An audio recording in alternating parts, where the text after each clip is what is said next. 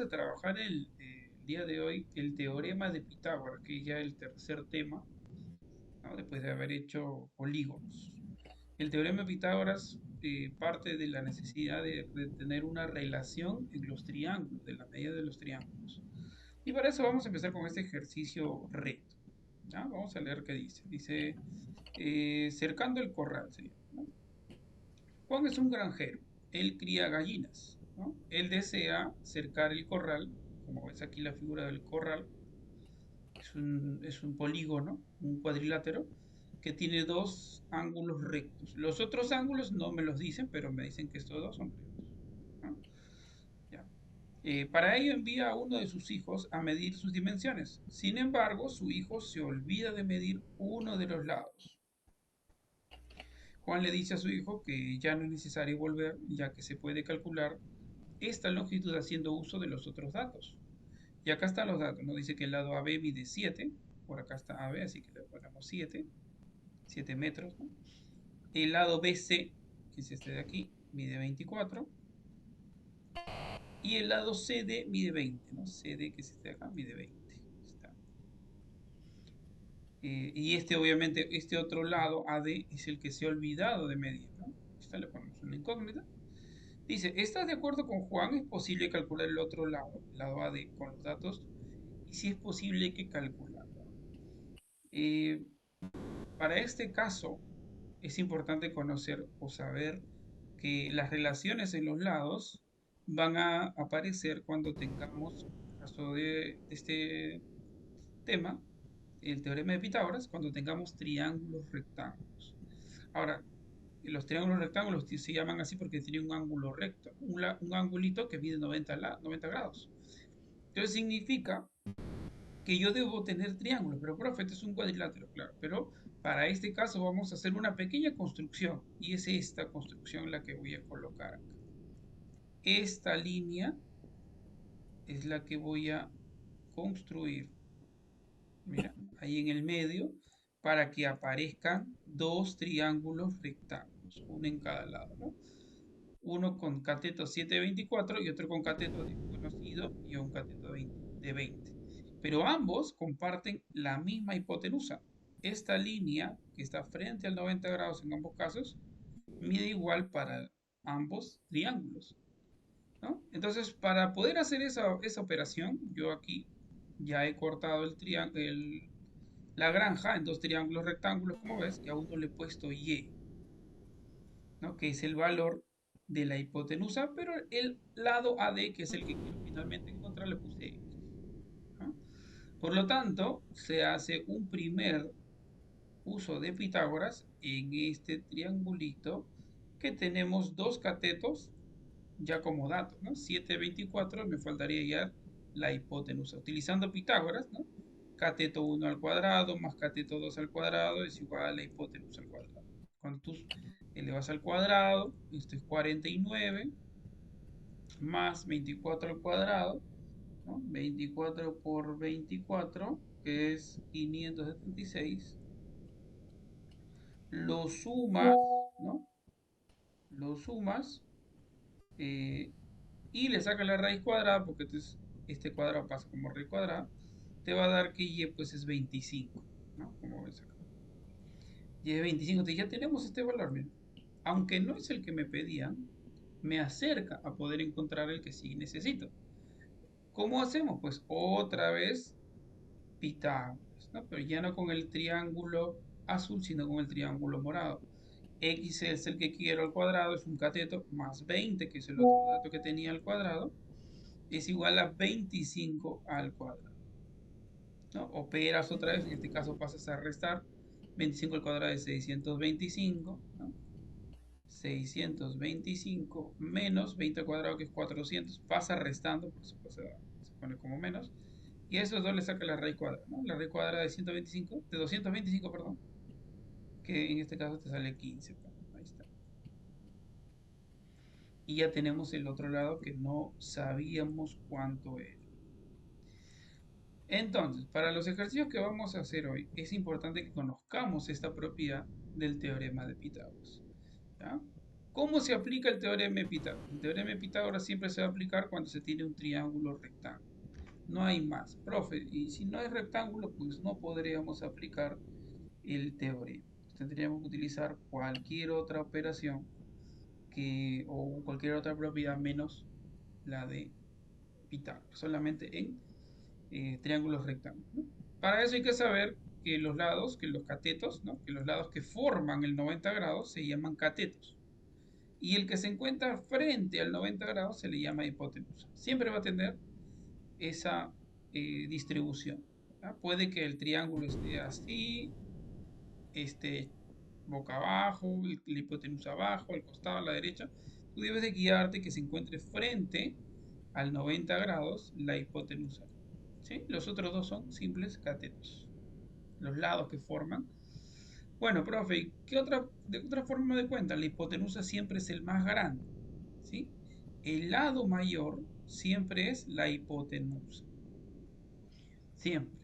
¿Y cuál es la propiedad o el teorema? ¿Qué es lo que dice? Pues dice que los catetos al cuadrado sumados me resulta la hipotenusa al cuadrado, ¿sí?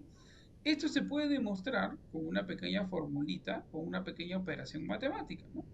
Entonces, aquí vamos a poner algunas ideas muy definidas sobre este asunto. Por ejemplo, ¿no? Lo primero, que el teorema de Pitágoras solo es aplicable en triángulos rectángulos, no hay más. Si no es rectángulo, no se aplica. La segunda cosa que es identificar los datos correctos del problema. Es decir, que en algunos casos me van a pedir la hipotenusa y en algunos casos los catetos. Pero no me pueden pedir otra cosa más que eso, ¿no? Porque el teorema de Pitágoras solo involucra esos dos. La tercera cosa importante es que la hipotenusa siempre es la más larga, la más grande, la que tiene mayor longitud, como es en este caso. No puede ser que un cateto sea mayor que una hipotenusa. En este caso estaría mal planteado o no sería un triángulo rectángulo. Y finalmente, el teorema de Pitágoras, ¿no? Puede demostrarse con esto que tú ves. Se ha dibujado un cuadrado del 5 del lado, por ejemplo, 5, 5, cuya área sería 25. Y acá hay otro cuadrado de 4 y 4, cuya área sería 16. Y en el otro lado, pues tenemos uno que es 3 por 3, que su área sería 9. Si tú sumas 16 más 9, resulta específicamente 25, ¿no?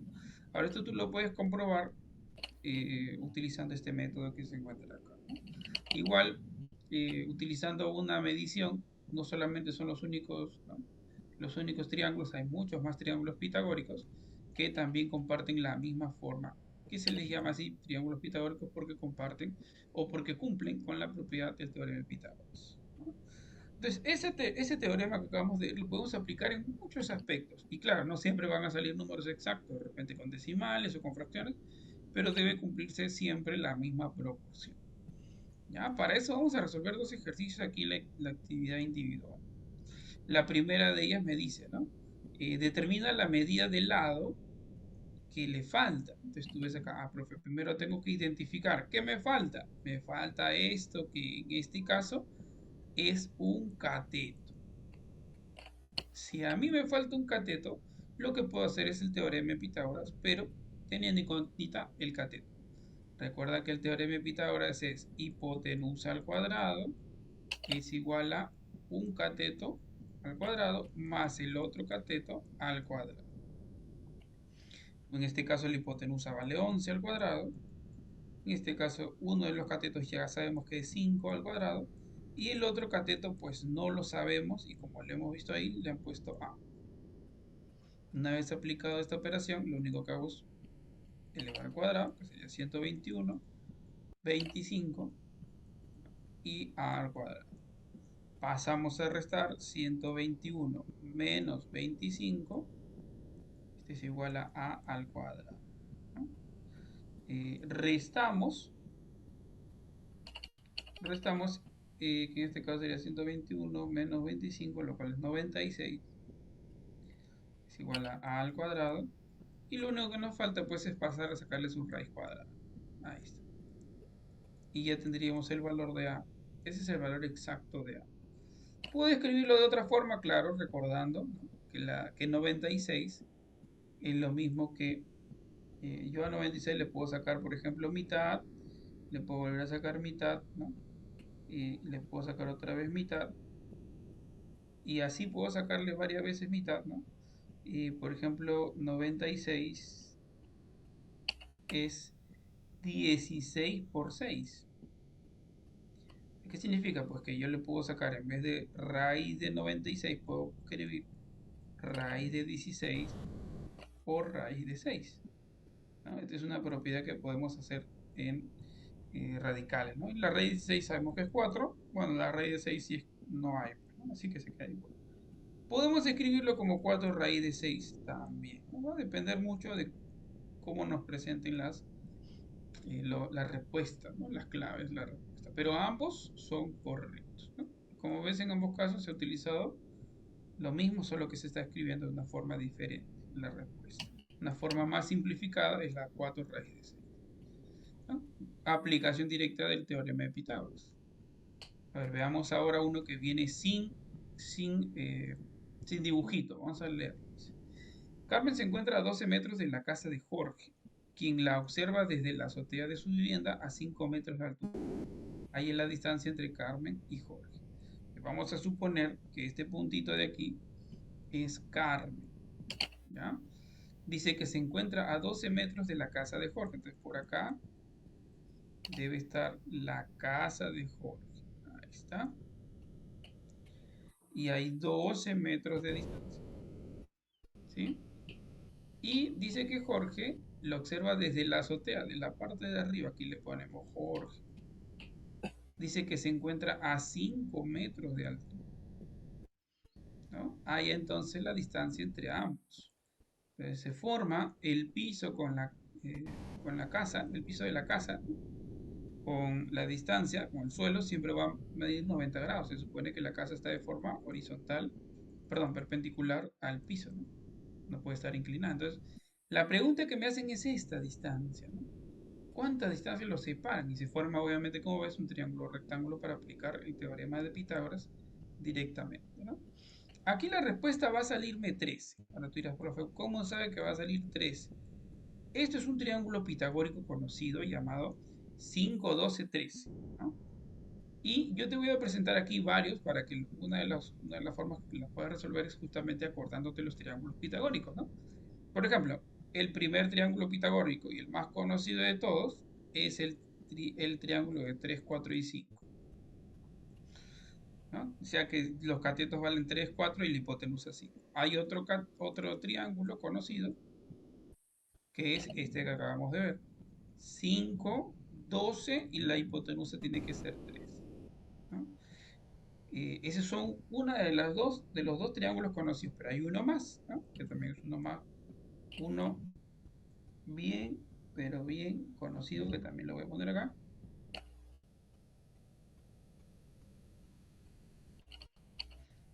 ¿Ya? Aquí hay un triángulo más, que es el triángulo de 24. Mira, a ver, déjame buscarlo bien. ¿Dónde está?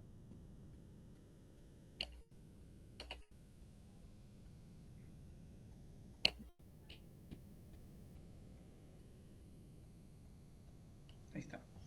24, 7 y si hipotenusa es 25.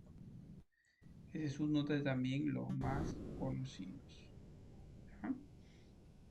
Eh, Hay más, claro que sí, pero son los tres más conocidos, los tres más utilizados también, ¿no? 5, 12, 13, 3, 4, 5 y 7, 24, 25. Son los más utilizados. ¿Hay más? Claro que sí, hay más, ¿no? Pero son las tres que generalmente se utilizan. Ahora, entonces, directamente, si yo veo 12 y 5, pues la hipotenusa tiene que valer 13. Claro que sí. Esa es una manera de hacerlo.